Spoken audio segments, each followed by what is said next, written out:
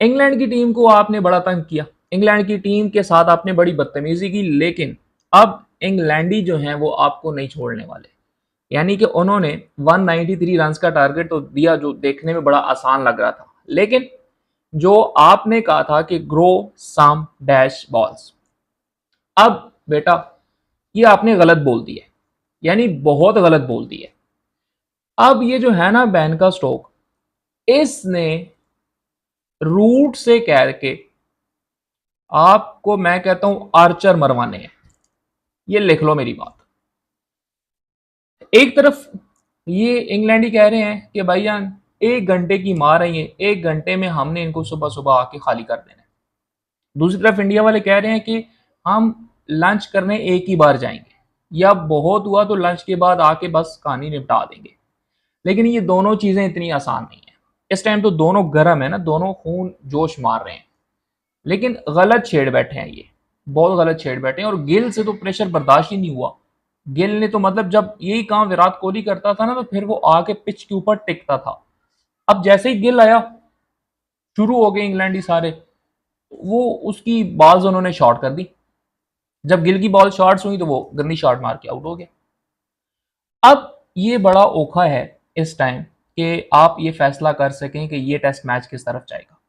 अभी ये test match total 50-50 है, यानी 58 फॉर फोर्स, और इसके पास दो बंदे हैं टोटल, एक ऋषभ पंत है और एक केएल राहुल है। ये दो विकेटें अगर इंग्लैंड ले जाता है, पहले आधे घंटे में भी ले जाता है, या मैं ये कहता हूं कि अगर 50 रन रह जाते हैं पीछे और ये दो आउट हो जाते हैं, तो भाईजान फिर भी इंडिया को खतरा है।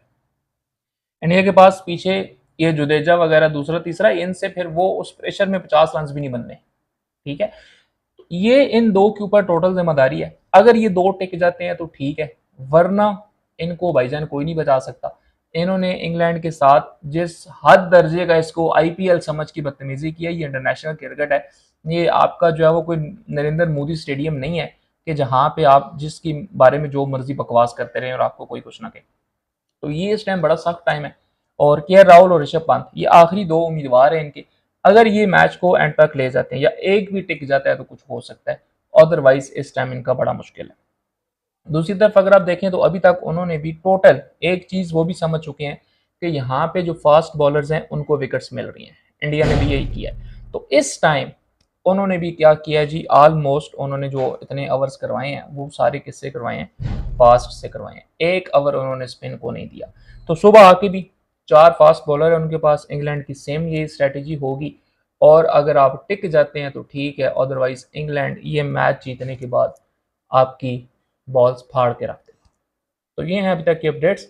मैच शुरू होगा फिर देखेंगे कि इंडिया की टीम क्या अपनी इसकी हुई घिनौनी हरकत को बचा पाती है या इंग्लैंड बदला ले लेगा।